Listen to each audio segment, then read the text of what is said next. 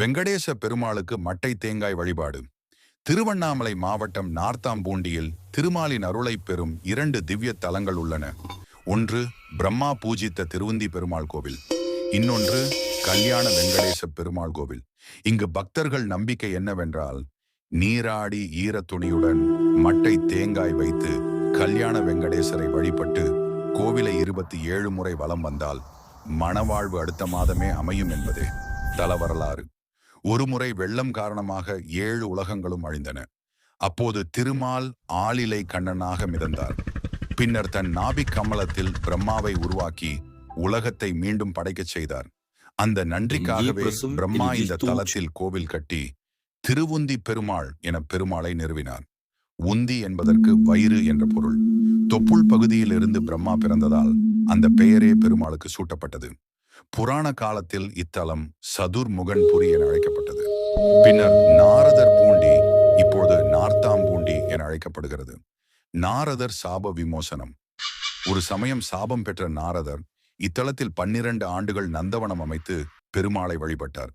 இறுதியில் திருமால் காட்சியளித்து அவருக்கு சாப விமோசனம் அளித்தார். அதனால் இத்தலம் மிகப்பெரிய புண்ணிய தலமாக விளங்குகிறது. கோவில் வரலாறு. 12ஆம் நூற்றாண்டில் சம்புவராயர் காலத்தில் இக்கோவில் கட்டப்பட்டது. 16ஆம் நூற்றாண்டில் அந்நிய படையெடுப்பால் மண்டபம், கோபுரம், குளம் அழிந்தன. பின்னர் பக்தர்கள் அர்ப்பணிப்பால் கோவில் மறுகட்டப்பட்டது. இங்கு ஸ்ரீதேவி, பூதேவி தாயாரோடு திருமண திருக்கோலத்தில் அருள் பாலிப்பவர் கல்யாண வெங்கடேச பெருமாள். பத்மாவதி தாயார், ஆண்டாள் நாச்சியார் ஆகியோருக்கும் தனி திருக்கோயில்கள் உள்ளன. பக்தர்கள் நம்பிக்கை. திருமணம் விரைவில் கைகூட இங்கு மட்டை தேங்காய் வைத்து வழிபடுகின்றனர். வேண்டுதல் நிறைவேறியதும் தம்பதிகள் சேர்ந்து நன்றி செலுத்தி வழிபடுவது சிறப்பு மரபாகும். இருப்பிடம் திருவண்ணாமலை. வேலூர் சாலையில் 18 கிலோமீட்டர் தூரத்தில் உள்ள நாயுடு மங்கலத்திலிருந்து கூட்ரோட்டில் 5 கிலோமீட்டர் சென்றால் இத்தலம் அடையலாம். மணவாழ்வு கைகூட கல்யாண வெங்கடேசரை தரிசித்து மட்டை தேங்காய் வைத்து வழிபடுங்கள். அவரின் அருள் உங்களுடனும் இருப்பதாக வாழ்த்துகிறோம்.